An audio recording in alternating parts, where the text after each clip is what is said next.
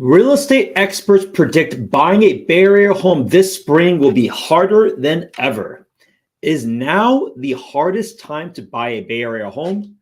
Gen Z moving to San Francisco more than any other group, and much, much more as we go over what every Friday at 12 o'clock Pacific time, we will go over the market updates, news, and events along with the data so that you can see for yourself what is actually happening with the Bay Area real estate market. Let's begin. So my name is Spencer Sue, the Tech Realtor Bay Area. Thank you again for tuning in to another episode.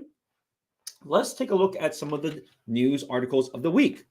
Real estate experts predict buying a Bay Area home this spring will be harder than ever. According to Redfin, more than 45% of homes sold in San Jose went for at least $100,000 over asking from January 1 to February 15. So the beauty and the downside of looking at these clickbait headline articles is they're all laggards. I mean, think about this. Transactions that happened January 1 to 15 is actually transactions that got in contract in December 1st to mid-January. That's a long time ago. And as we have been seeing week by week, you have been seeing it for yourself what has been going on with the market. The market has been very hot and has been some of the strongest it has ever been in history. That being said, at the same time, I do see a little bit of a slowdown, only though, if you compare what the pending figures were. So how does a Bay Area market work, or how does the market work in general, right? If the prices are going up, you can actually see that is going to be going up if you compare the data of what has been going on in the past sold versus what is going on in what is actually the pending figures. So if you understood the pending figures and you do the right comparison of the data, you will then be successful because you have a pretty good idea what homes are actually going to be trading and selling for. In the past month, if you're, let's say, looking a month ago, if you knew the pending figure, let's say you had a home that was 1,000 square feet and you knew the neighboring home was pending at $1 million. A month ago, if you made a bid for that same home for $1 million, you would not have been in good position. You would have actually lost if you knew that pending figure. However, if you knew that was pending and you made above that, let's say a few percent above, then you would have been in good position. Right now, the pending figures are going to be higher than what has sold. However, if you're making an offer close to those pending figures, you will win. You'll be in a good position to win. You're not going to guarantee win. There's no guarantee, but you'll be in a great position to win. So that's something just to be mindful of. I think actually this spring is not going to be harder than ever. I think this spring is going to be actually easier, but it's all relative. I think it'll be easier than what we had in the first 3 months of the year, which is a big difference than being harder than the previous time. So that's what it seems like. I think the market is, at least the price growth side of things will cool down, and you will see at the end of this show, you'll see the data itself as to the big increases. But remember, those are all laggards, right? Because those homes have closed actually or in contract a month ago. However, we're going to still see that, but the price growth should be slowing down. And that's quite frankly in everyone's interest, unless you're obviously a seller and you're moving out of the area, and that's a little bit different. Is now the hardest time to buy a Bay Area home. Real estate analysts recently saw the fastest rise in U.S. home prices over any 12-month period in 45 years. This is actually going to be worse because this is a laggard. As I mentioned before, if they actually compare to data that will be closing in March, they're going to be that. My guess is that in 45 years that it's going to be even higher. Whatever the highest was 5, 6, 7 decades ago, it'll probably be even higher than that. But the reality is this. It is a very difficult time to buy a house, but it is extremely doable. I mean, keep this in mind. At the end of the day, there's X amount of homes being sold a week. As you've seen with the report, there's still a lot of chances and opportunities. So the question on your end is, are you making realistic decisions and realistic options of where a home's selling for? Right? Think about this just mentally. If you hear all these articles, a home is selling for $100,000 over ask, $500,000 over ask. Do you think it's selling for $100,000 over ask every month? So does that mean in 12 months it's selling for $1.2 million over what it's worth? The reality is no, not even close. At the end of the year, you're probably seeing, let's say, a 15, 20% increase, right? So don't be caught up with the list price because that's an irrelevant number. It makes no difference. clearly the market does not go up $1.2 million in 1 year. That's not how it works, right? From a percentage perspective. So just be mindful of that. That means every area will have its band of prices. It's your responsibility, along with me and as an agent, to help you understand, look, if your budget is 1.5 million, these are the areas that have sold for $1.4 million in the last few months. These are the areas where you should be focusing on. If you have not seen anything in the last few months, especially not a lot in the last few months, that means you're either on the very low end of the price range or you're not looking in the right areas. And so you need to know that upfront, because if you did that upfront, this will not be this kind of effect of the hardest time to buy in the Bay Area, because you're looking in the right areas. And that's the biggest challenge right now because the market has gone up. Think about this. Every area is a band of prices, I would say about 10, 15%. So if you go from like Mountain View to Sunnyvale, the median price is about 15% difference. If you go from Sunnyvale to Santa Clara to San Jose, et cetera, it's all in that band of prices. Now, because in the last few months, it has already increased 15, 20%, you can easily have noticed that the band of prices from one city is already, like you're already priced out, right? And so you need to understand, and that's talking about sold data. Most people don't even understand about sold data. They don't even look at that. They only look at list price, and that's why they're completely off the mark. But if you look at the sold data, you can also realize it's been difficult in the last few months because of that increase. You have to look at other cities nearby. That's even if you only looked at the sold data, right? And that's very important if you actually had that due diligence up front. That's why it's been difficult. However, moving forward, my prediction is that things will slow down, and they're already getting some signs of slowing down. But make no mistake, slowing down does not mean a drop in price. It means a slowdown of the increase in price. So but it becomes more predictable, right? The key is it's more predictable than the past, and that's all we can do. And so moving forward, I think that's going to be the case. We should have a slowdown, but we should still have continued increases, but it'll be slower than what it has, which makes it easier for everybody, right? Including myself. Myself as a buyer's agent for most clients, it's not easy or it's not good for me that the market goes up this quickly. Like, make no mistake, it makes it way harder for me. It makes me feel bad for clients, number one. Number two, I don't, falling back into renting, and everybody across the board drop a like or drop in their comments, like, how much has your rent increased in the last year, right? You can see across the board, there's been massive rent increases, 15% across the board, right? And so I don't like people falling back to that, because that's a bigger trap, because now you're locked out for another year, potentially, even mentally. But it's important to be realistic. You have plenty of options. Everybody has plenty of options. Trust me. Everybody also has the fact finding that to know upfront. Even if your budget is $4 or $5 million, which some of my clients are, still the same issue. Those price ranges will have bands. Don't be foolish that just because you have X amount of money, you can buy everywhere in the Bay Area. That's not how it works.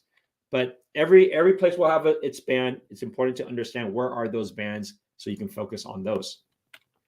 Next, Gen Z moving to San Francisco more than any other group. I brought this up last week, but it'll continue to be published.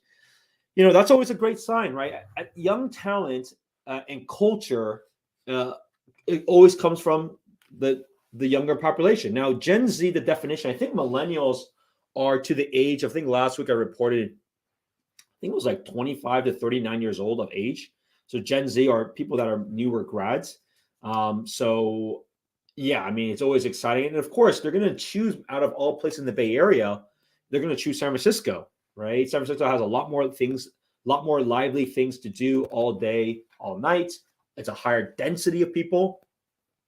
It is. So there's clearly a big flow of people coming back to the city. Now, most people may leave San Francisco. They may eventually outgrow it. They may want to settle down, buy a place in the suburbs.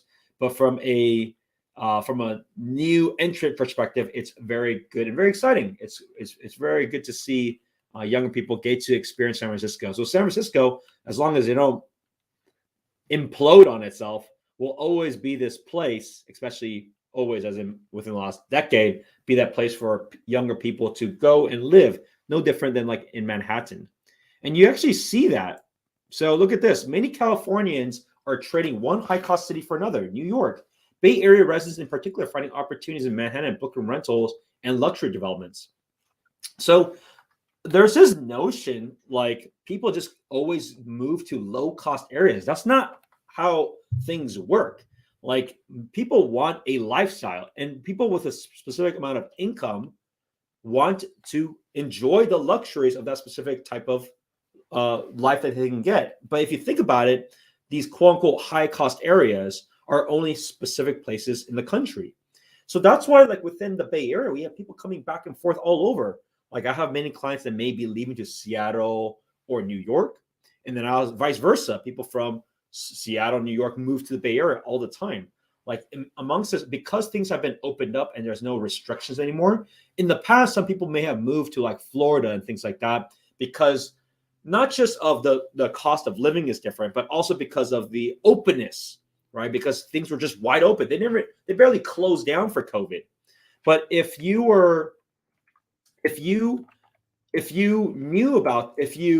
were all open now and that removes that aspect altogether, then it's different. Right now it's about lifestyle. Like am I hanging around with the people that I want to be around? Am I hanging around with people within my peers? And that's the interesting part about this. It's not a pure migration to low cost areas, because high cost is also relative, right? Think about this. If you're making 100K, 200K, 300K, 400K, 500K, $1 million a year, a lot of those core things that you may have as rentals, even if a rental is $4,000 or $5,000 a month, like which is extremely high from all perspectives, all the rest is basically disposable income, right? So it's important just to understand why this is happening and why a lot of people are doing this. Like I have a client, they live in Menlo Park and they found a rental in Los Altos for $12,000 a month. They don't need to do that, but it's all about the flexibility and convenience. And I have many clients that move in and out. Like I have clients that pay over $8,000 a month in Palo Alto and it is rent, right? And so things like this will happen all the time, and that's just what it is. So make no mistake, it's not a pure migration of just expensive areas to cheap areas. That will be a subset, but make no mistake, the bigger subset is just transferring back and forth. Lisa, thank you so much for tuning in for that. Yes, great feedback.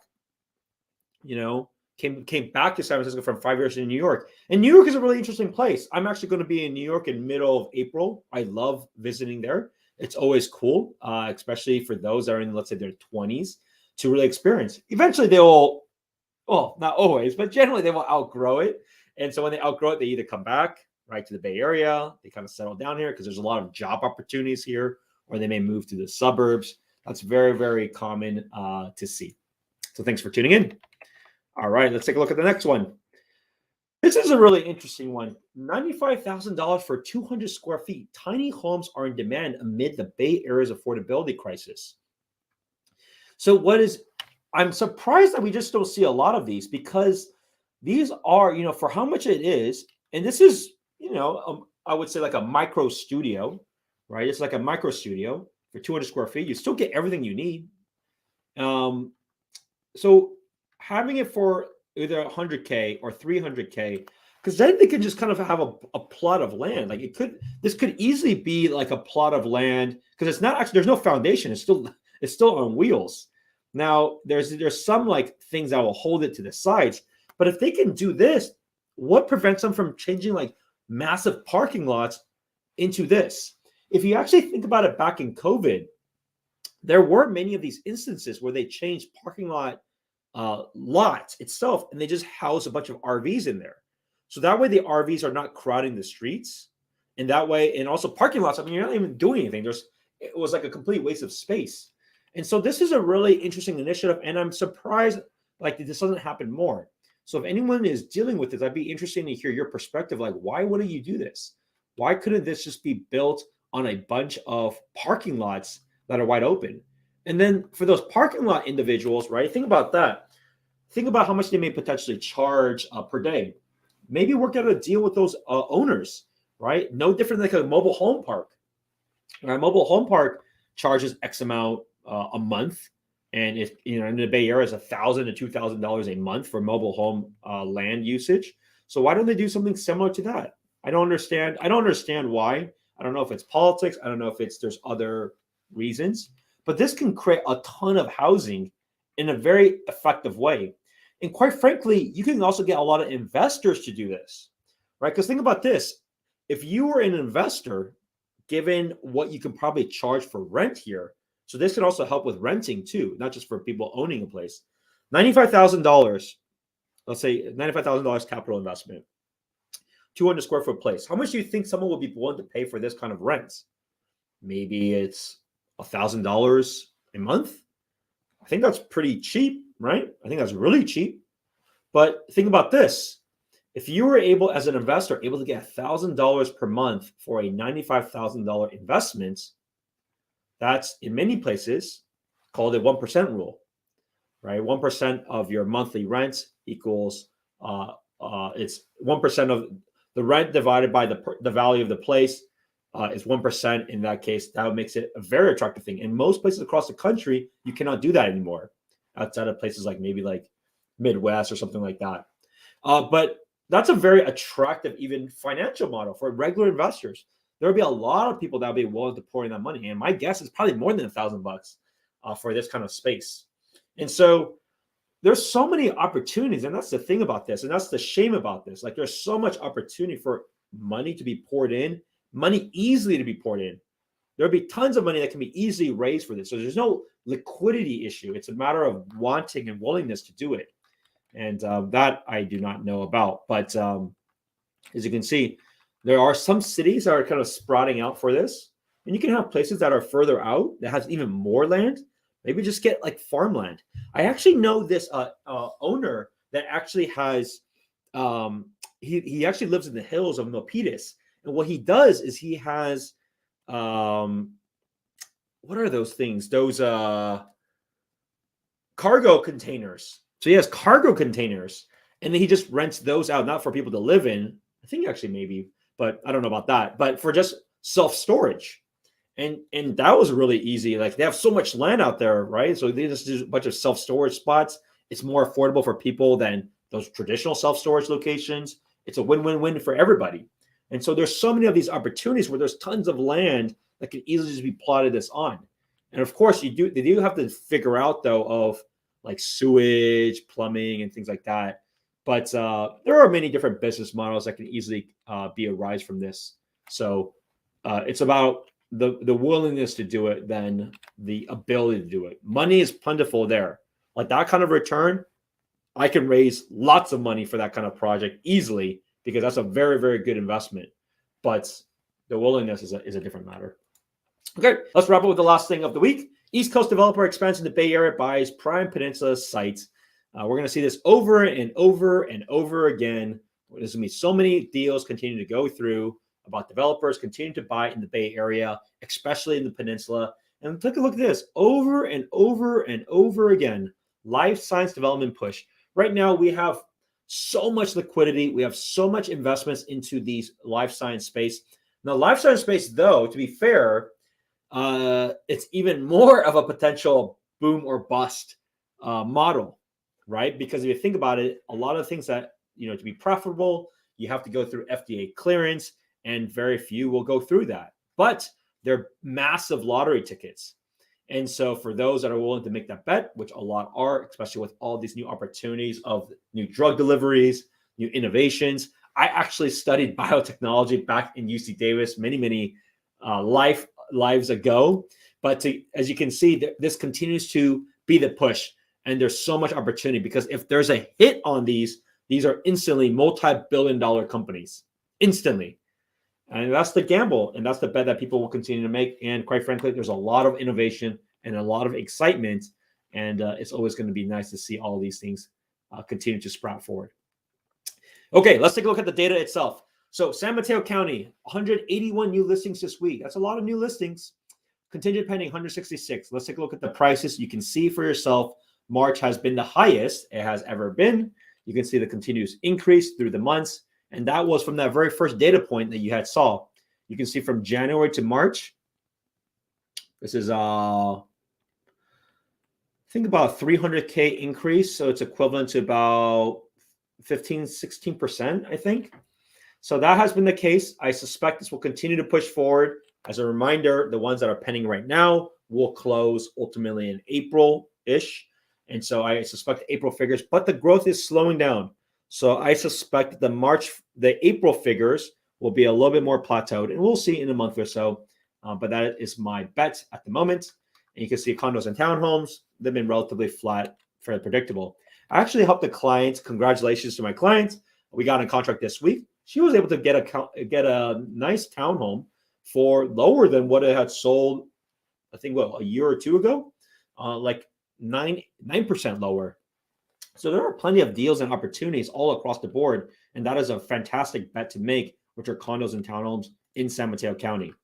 Take a look at Santa Clara County. 493 new listings this week, 406 contingent pending. Take a look at this increase as well. It's across the board, right? This is happening across the board. Same kind of percentage, quite frankly, too. You can see the steep increases throughout the year. Like I said, I suspect this will flatten a little bit as we approach the springtime and the following months, but it has certainly been a big increase. The difference here, though, is condos and townhomes have certainly increased the same amount. They have done phenomenally. Like I had a condo that I sold recently, and we've done extremely well, way better than expectations. Like my expectation was it's about 9% higher than expectations. That's how much more it has increased, which is kind of in line with what you see here. Next, Alameda County, 497 new listings. You can see that's the most amount of new listings that has been all year round. 365 contingent pending. You can see the price increases as well. So as you can see, it's happening across the board. Like this is not a specific market. It's everywhere. And why is that? It's because there's a massive flow of people coming back to the Bay Area, a massive flow of people buying a place. And because of, even though the mandate to return to work is already back in place and most will trickle in, the reality is people have options to live anywhere they want, which means everywhere will go up because the amount of homes for people to choose from is much less and very limited. The other notion I do want to wrap up on is why is that the case? The case is also because a lot of people that are buying the next house are not needing to sell their current house. They can just easily rent that house out and then just buy the next one because there is no liquidity issue. They have plenty of money to do it. It's whether they want to do it or not is the key.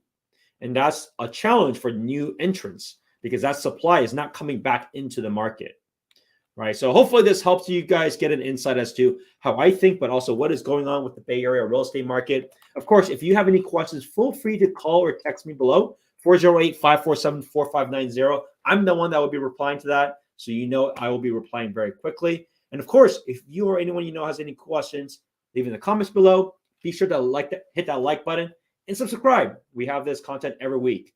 However, next week I'm going to be gone. I'm going to be out in Denver. So if there's anyone you know I should be meeting, connecting with in Denver, I will be there for a luxury conference when it comes to real estate, but I'll be there for a week.